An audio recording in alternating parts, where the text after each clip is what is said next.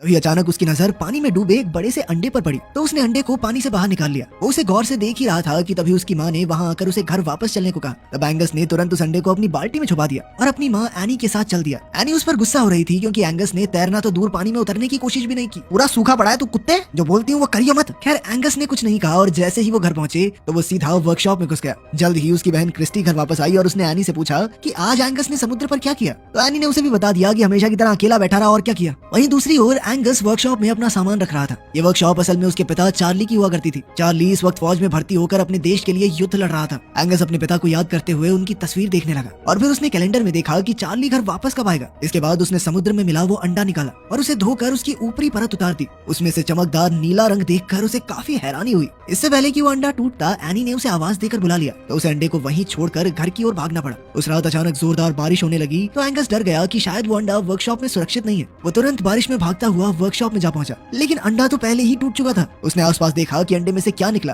तो उसे एक अजीबोगरीब जानवर दिखाई दिया। उसने जानवर के करीब जाकर उसे छूने की कोशिश की तो जानवर उसे काटने को आया। तब एंगस को एहसास हुआ कि शायद इसे भूख लगी है। अब वो फटाफट उसके लिए कुछ खाने को लेने गया, जिसके बाद वो जानवर थोड़ा शांत हुआ। अब एंगस उसे प्यार से खाना खिला रहा था तो एनी ने एक बार फिर उसे आवाज देना शुरू कर दिया, जिसके बाद बेचारे एंगस को ना चाहते हुए भी वापस जाकर सोना पड़ा। फिर अगली सुबह एंगस की आंख खुली तो उसने देखा कि फौजियों की एक टोली उनके घर आ पहुंची थी। वो एनी और क्रिस्टी के साथ उनसे मिलने गया तो उनकी मुलाकात कैप्टन हैमिल्टन से हुई। हैमिल्टन ने कहा कि खबरों के मुताबिक दुश्मन फौजी समुद्र के रास्ते देश में घुसपैठ करने की कोशिश कर सकते हैं, इसलिए उसकी फौजियों की टीम उनके घर पर ही रुककर दुश्मन से मुकाबले की तैयारी करेगी। इसके बाद उसके फौजी घर में सामान लाकर अपने काम की जगह बनाने में जुट गए। तब एनी ने क्रिस्टी और एंगस को अपने कमरे में वापस जाने को कहा। खैर बाद में एंगस लाइब्रेरी गया ताकि वो इस अजीबोगरीब जानवर के बारे में कोई किताब ढूंढ सके। जैसे ही उसे किताब मिली तो वो सीधा वर्कशॉप पहुंचा, लेकिन वहाँ सब कुछ उथल पुथल हो चुका था और वो जानवर चार्ली के जूते चबाने की कोशिश कर रहा था। एंगस समझ गया कि उसे भूख लगी है, इसीलिए वो किचन में खाना लेने गया, लेकिन वहाँ उसे फौजियों के बावर्ची सार्जेंट स्ट्रंक ने रोक दिया और कहा कि उसे यहाँ आने की इजाजत नहीं है।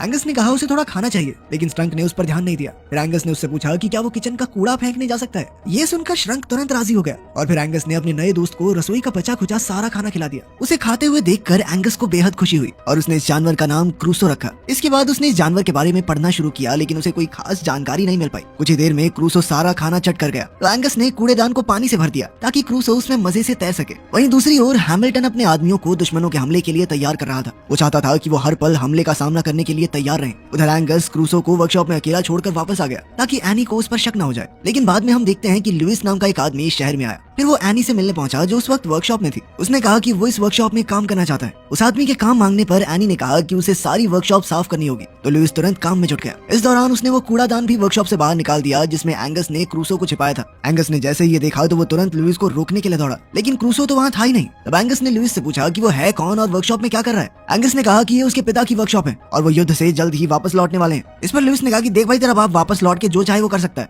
लेकिन जब तक वो वापस नहीं आते तब तक वो ही इस वर्कशॉप का मालिक है। ये सुनकर एंगस वहाँ से बाहर आ गया और क्रूसो को ढूंढने लगा। हम देखते हैं कि क्रूसो एंगस के घर में घुस आया था और उसे देखते ही स्ट्रंक का कुत्ता चर्चिल उसके पीछे दौड़ने लगा। खुशकिस्मती से चर्चिल चेन से बंधा हुआ था, इसलिए वो क्रूसो को झपट कर खाने में नाकामयाब रहा। इधर क्रूसो भागकर बाथरूम में आ गया। उसी पल क्रिस्टी बाथरूम में घुसी तो वो जोर से चिल्ला पड़ी और भागकर सीढ़ियों में आई। उसकी चीखें सुनकर एंगस तुरंत समझ गया कि क्रिस्टी ने क्रूसो को देख लिया है, इसलिए उसने क्रिस्टी को शांत किया और उसे समझाया कि क्रूसो उसका पेट है जो उसे समुद्र किनारे मिले एक अंडे से निकला है। क्रिस्टी तो अब भी बुरी तरह डरी हुई थी, मगर एंगस ने उससे वादा लिया कि वो एनी को ना बताए क्योंकि क्रूसो किसी को नुकसान नहीं पहुंचाता। वहीं दूसरी ओर एनी वर्कशॉप में लुइस से मिलने आई। वो अपने साथ अपने पति के कुछ कपड़े लाई थी जो उसने लुइस को दिए। ये देखकर लुइस ने पूछा कि क्या चार्ली वापस नहीं लौटेगा। इस पर एनी ने भारी मन से कहा कि वो कभी वापस नहीं आएगा। इस पर लुइस ने पूछा कि एंगस तो मुझे कह रहा था कि उसके पिता वापस आने वाले हैं युद्ध से। जिस पर एनी ने जवाब दिया कि एंगस अभी बच्चा है। सच तो ये था कि जहाज समुद्र में डूबने की वजह से चार्ली की मौत हो गई थी। खैर फिर उसने लुइस से बाथरूम में हो रही लीकेज को ठीक करने में मदद मांगी। लुइस उसे ठीक करने के लिए घर में आया तो हम देखते हैं कि ये वही बाथरूम था जिसमें एंगस और क्रिस्टी ने क्रूसो को छिपा रखा था। जैसे ही लुइस ने दरवाजा खटखटाया तो उन्होंने उसे अंदर आने से रोकने की कोशिश की, मगर काफी देर बाद भी जब वो बाहर नहीं आए तो लुइस ने कहा कि वो एनी से उनकी शिकायत करेगा।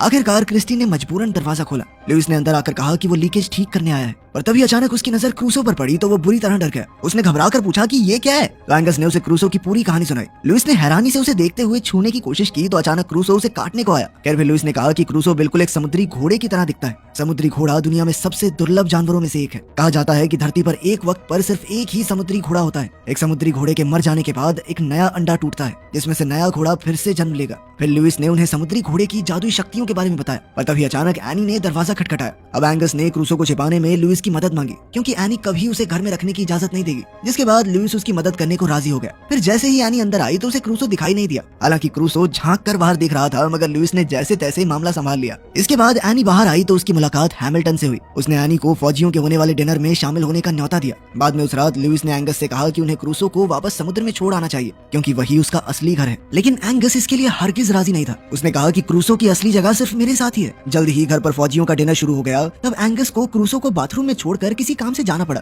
और वो गलती से दरवाजा बंद करना भूल गया। मौके का फायदा उठाकर क्रूसो एक बार फिर से भाग निकला। उधर स्ट्रंक के कुत्ते चर्चिल को क्रूसो की सुगंध आ गई तो वो पागलों की तरह उसे ढूंढने लगा। जैसे ही उसे क्रूसो दिखाई दिया तो वो पूरे घर में उसका पीछा करने लगा। इसी दौरान वो डिनर टेबल पर चढ़ गए और सारा डिनर बर्बाद हो गया। हालांकि बाकी सबको सिर्फ चर्चिल ही दिखाई दिया। बेचारे चर्चिल की बढ़िया कुटाई होगी आज। इधर क्रूसो दौड़कर सीधा बाहर के फवारे में कूद गया जहाँ उसे खाने को कई मछलियां भी मिल गई। उधर एंगस चारों तरफ क्रूसो को ढूंढ रहा था। तभी लुइस ने उसे घर वापस जाने को कहा क्योंकि डाइनिंग टेबल पर जो हुआ उस वजह से एनी काफी परेशान थी। लुइस ने उसे भरोसा दिलाया कि वो क्रूसो को ढूंढकर सही सलामत घर वापस ले आएगा। तब एंगस वापस घर चला गया और काफी ढूंढने के बाद लुइस को फवारे के पास क्रूसो मिल गया, लेकिन अब वो पहले से काफी बड़ा हो चुका था। लुइस तुरंत एंगस को बुलाकर लाया और जब एंगस ने क्रूसो को देखा तो वो भी समझ गया कि अब क्रूसो को वापस समुद्र में छोड़कर आने का समय आ चुका है। फिर उन्होंने क्रूसो को ट्रक के पीछे डाला और समुद्र की ओर निकल पड़े। खैर जल्द ही वो समुद्र किनारे पहुंच गए और आखिरकार उन्होंने क्रूसो को पानी में छोड़ दिया। क्रूसो से जुदा होकर एंगस बेहद उदास था, मगर उसके पास दूसरा कोई चारा भी तो नहीं था, इसीलिए उसने क्रूसो को जाने देने का फैसला किया। फिर अगले दिन हम जिमी नाम के एक आदमी को देखते हैं जो अपने दोस्त ह्यू के साथ समुद्र में मछली पकड़ने गया था। अचानक ह्यू को लगा कि उनकी तार में कोई बड़ी मछली फंसी है और जैसे ही उन्होंने तार खींची तो उनकी कश्ती पानी में धंसने लगी।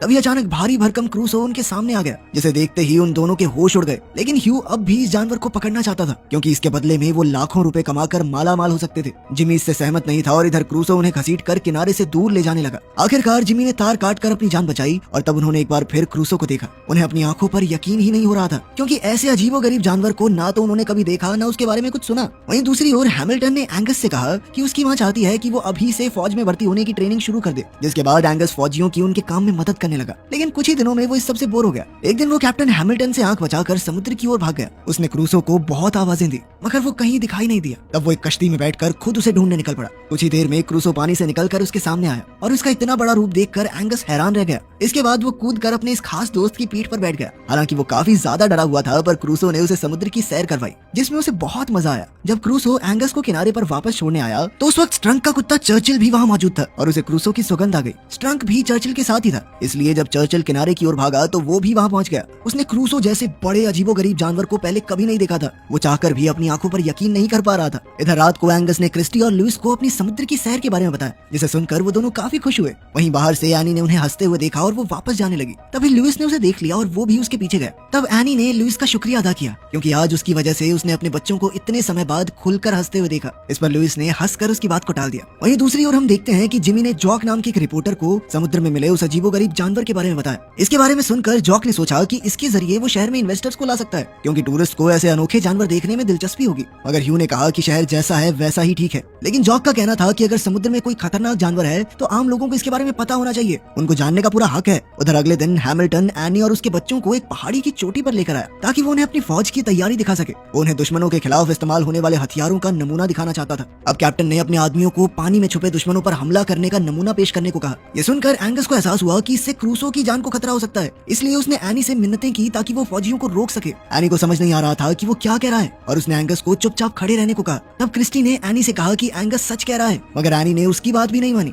इधर फौजियों ने पानी में हमला करना शुरू कर दिया और उधर क्रूसो बुरी तरह डर गया। वो बहुत मुश्किल से इन जानलेवा हमलों से बचने की कोशिश कर रहा था। उधर जिमी और जॉक आज क्रूसो की तस्वीर लेने के लिए समुद्र किनारे पहुंचे हुए थे, मगर वो क्रूसो की एक भी झलक न पा सके। तब उन्होंने क्रूसो का नकली पुतला बनाकर तस्वीर खींच ली और अगले दिन के अखबार में भी छाप दी। कुछ दिन बाद जब श्रंक ने अखबार पढ़ा तो उसे याद आया कि वो वही भयानक जानवर है जिसे उसने समुद्र किनारे देखा था। तब श्रंक और बाकी कुछ फौजियों ने मिलकर क्रूसो को ढूंढ निकालने का फैसला किया। उस रात क्रिस्टी एंगस के कमरे में गई और फिर वो दोनों लुइस के साथ घर से भाग निकले ताकि वो देख सकें कि क्रूसो सही सलामत तो है। जैसे ही वो समुद्र किनारे पहुंचे तो एंगस ने क्रूसो को आवाज दी। पहले तो क्रूसो बाहर नहीं आया, मगर जब वो आया तो जंगली और बेकाबू सा हो चुका था। उसने एंगस को भी नहीं पहचाना और उसे खाने की कोशिश की। ये देखकर एंगस और लुइस हैरान रह गए क्योंकि उन्हें समझ नहीं आ रहा था कि ये सब क्या हो रहा है। जल्द ही क्रूसो वापस पानी में चला गया और तब एंगस ने इस सब का इल्जाम लुइस पर लगाया क्योंकि उसके कहने पर ही उन्होंने क्रूसो को समुद्र में छोड़ा था। इधर स्ट्रंक और उसके साथी फौजी अपनी कश्ती में क्रूसो की खोज में लगे थे। आज वो क्रूसो को जान से मारने के इरादे से आए थे। जैसे ही वो किनारे के करीब पहुंचे तो उन्हें चर्चिल के भौंकने की आवाज सुनाई दी। स्ट्रंक समझ गया कि जरूर चर्चिल ने कुछ देखा है, इसीलिए उसने कश्ती को आवाज की दिशा में ले जाने का आदेश दिया।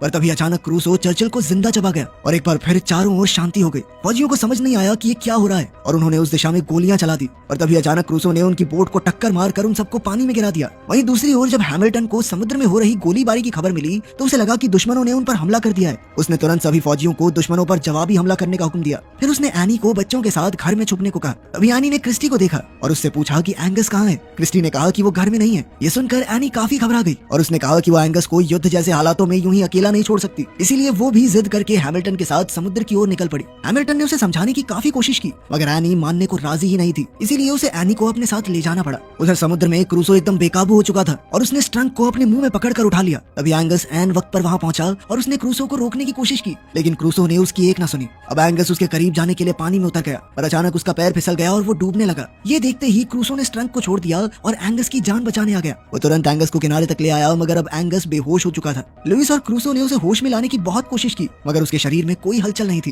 खैर उन्होंने हिम्मत नहीं हारी और आखिरकार एंगस को होश आ ही गया। अब वो क्रूसो को पहले जैसा देखकर बेहद खुश था। उधर कैप्टन हैमिल्टन को खबर मिली कि उन्हें दुश्मनों की कश्तियों का कोई सुराग नहीं मिला, पर फिर भी उसने फौजियों को पानी में हमला करते रहने को कहा। जल्द ही वो भी समुद्र किनारे पहुंच गया पर उसी समय क्रूसो फिर से पानी में छुप गया। एनी दौड़कर अपने बेटे एंगस के पास गई और वो उसे सही सलामत देखकर बहुत खुश थी। एंगस ने उसे क्रूसो के बारे में सब कुछ समझाने की कोशिश की पर अब एनी को गुस्सा आ गया और उसने एंगस को अपनी ख्याली दुनिया से बाहर आने को कहा। पर उसी समय क्रूसो पानी से बाहर आ गया और आखिरकार एनी को एहसास हुआ कि एंगस सब कुछ सच ही बता रहा था। हैमिल्टन भी इतने विशालकाय जानवर को देखकर हक्का बक्का रह गया, लेकिन तभी अचानक हैमिल्टन के हुक्म के मुताबिक फौजियों ने पानी में हमला शुरू कर दिया। तो एंगस क्रूसो की पीठ पर बैठ गया ताकि वो उसे रास्ता दिखाकर फौजियों से दूर ले जा सके। ये देखकर एनी बुरी तरह घबरा गई और उसने हैमिल्टन को इसी समय हमला रोकने को कहा। हैमिल्टन ने अपने फौजियों से बात करने की कोशिश की मगर रेडियोज ने काम करना बंद कर दिया था। अब हैमिल्टन, लुइस और एनी तीनों एक कश्ती में बैठकर खुद एंगस के पीछे गए। उधर एंगस की मदद से क्रूसो फौजियों के हमले से बच रहा था, पर जैसे ही वो उनकी पहुंच से दूर जाने वाला था तो फौजियों ने पानी में बिछाया एक जाल खोल दिया जो उन्होंने दुश्मनों के लिए बिछाया हुआ था। बदकिस्मती से क्रूसो समय पर जाल को पार नहीं कर पाया।